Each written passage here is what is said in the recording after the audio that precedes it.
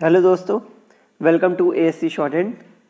आज की इस वीडियो में हम रामधारी गुप्ता खंड 2 की प्रतिलेखन संख्या 4 का डिक्टेशन लेंगे। इस डिक्टेशन को हम 2 स्पीड में लेंगे, 80 वर्ड पर मिनट और 100 वर्ड पर मिनट। अगर आपको किसी भी शब्द की आउटलाइन बनाने में दिक्कत आती है तो उस शब्द की आउटलाइन आपको उसी के ठीक नीचे मिल जाएगी। 80 की स्पीड में आपका डिक्टेशन चालू होगा 5 सेकंड के बाद। तब तक के लिए आप रेडी रहिए।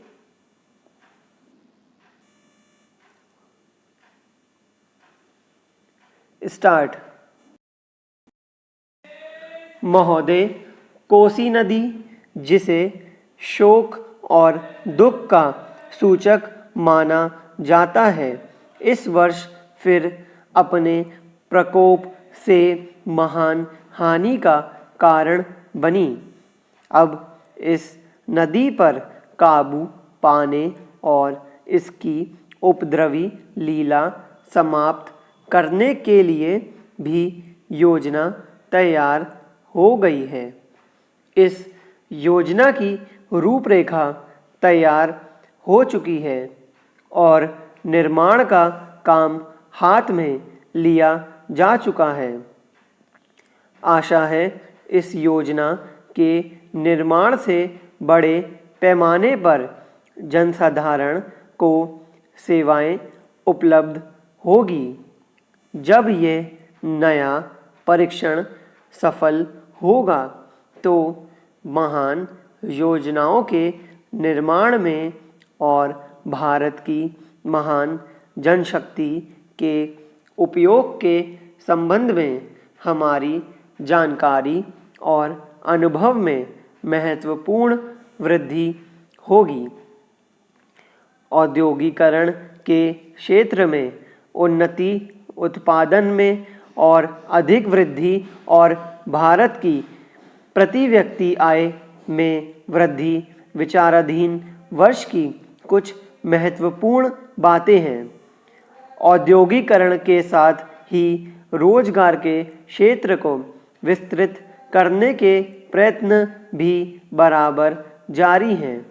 कुटीर उद्योगों और घरेलू धंधों को प्रोत्साहन देकर औद्योगिकरण और रोजगार में समुचित संतुलन स्थापित करने का प्रयास किया जा रहा है। यह बात सभी स्वीकार करते हैं कि यदि भारत के जनसाधारण को उदासीनता और हार मानने की भावना से मुक्त करना है तो बढ़ती हुई बेरोजगारी को दूर करने का उपाय करना होगा। इस दिशा में घरेलू उद्योग धंधे बहुत से लोगों को आंशिक या पूर्ण उपयोगी काम देकर इस समस्या का बहुत कुछ समाधान कर सकते हैं। इसीलिए पंचवर्षीय योजनाओं में पुराने घरेलू उद्योगों को पुनर्जीवित करने और चालू कुटीर उद्योगों को प्रोत्साहन देने की व्यवस्था की जा रही है। विदेशी मामलों के क्षेत्र में हमारी सफलता और भी अधिक है। हमारी नीति, जिसे मैं सक्रिय और स्वदेश तटस्थता की नीति कहना चाहूँगा, वास्तविक व्यवहार में किसी भी देश अथवा यहाँ के लोगों को अपना शत्रु ना समझने की नीति है। इस नीति के फलस्वरूप हमें विश्व शांति के पक्ष की कुछ सेवा करने का अवसर मिला है। हम प्रसन्न और आभारी हैं कि संसार के राष्ट्रों में भारत का स्थान इतना ऊंचा है। इंडोचीन निरीक्षण और नियंत्रण अंतर्राष्ट्रीय आयोग की अध्यक्षता हमने स्व इच्छा से स्वीकार की है और हमारे नागरिक यथासाध्य उस देश में शांतिपूर्ण निर्वाचन संबंधी समस्याओं का सामना कर रहे हैं। हम सभी राष्ट्रीय अथवा अंतर्राष्ट्रीय समस्याओं का निपटारा शांतिपूर्ण ढंग से चाहते हैं। मुझे बहुत प्रसन्नता है कि भारत में फ्रांसीसी बस्तियों की समस्या शांति और सद्भावना के वातावरण में सुलझ सकी है।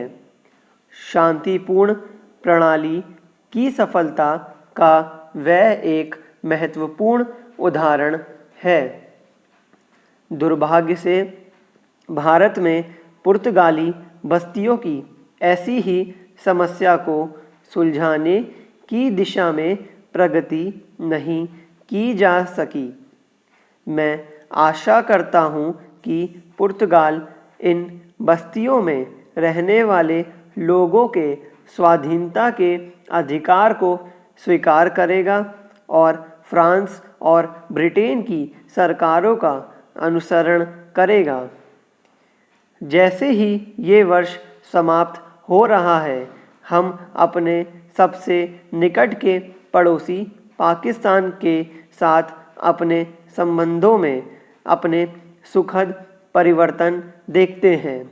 पाकिस्तान के लिए हमारे हृदय में सदैव से पूर्ण सद्भावना और शुभकामनाएं हैं। स्टॉप। दोस्तों, इसी डिक्टेशन को अब हम 100 वर्ड पर मिनट की स्पीड से लेंगे और आपका समय चालू होगा 5 सेकंड के बाद। तब तक के लिए आप रेडी रहिए।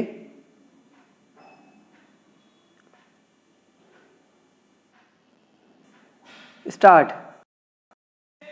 महोदय, कोसी नदी, जिसे शोक और दुख का सूचक माना जाता है, इस वर्ष फिर अपने प्रकोप से महान हानि का कारण बनी।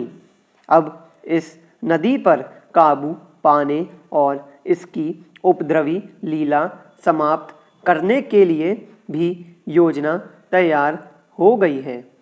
इस योजना की रूपरेखा तैयार हो चुकी है और निर्माण का काम हाथ में लिया जा चुका है। आशा है इस योजना के निर्माण से बड़े पैमाने पर जनसाधारण को सेवाएं उपलब्ध होगी।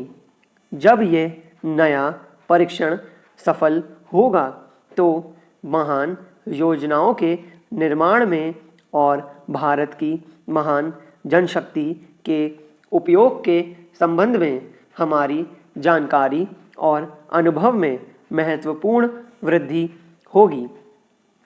औद्योगिकरण के क्षेत्र में उन्नति, उत्पादन में और अधिक वृद्धि और भारत की प्रति व्यक्ति आय में वृद्धि विचाराधीन वर्ष की कुछ महत्वपूर्ण बातें हैं।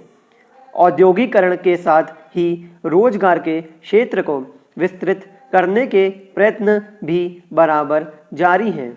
कुटीर उद्योगों और घरेलू धंधों को प्रोत्साहन देकर औद्योगिकरण और रोजगार में समुचित संतुलन स्थापित करने का प्रयास किया जा रहा है।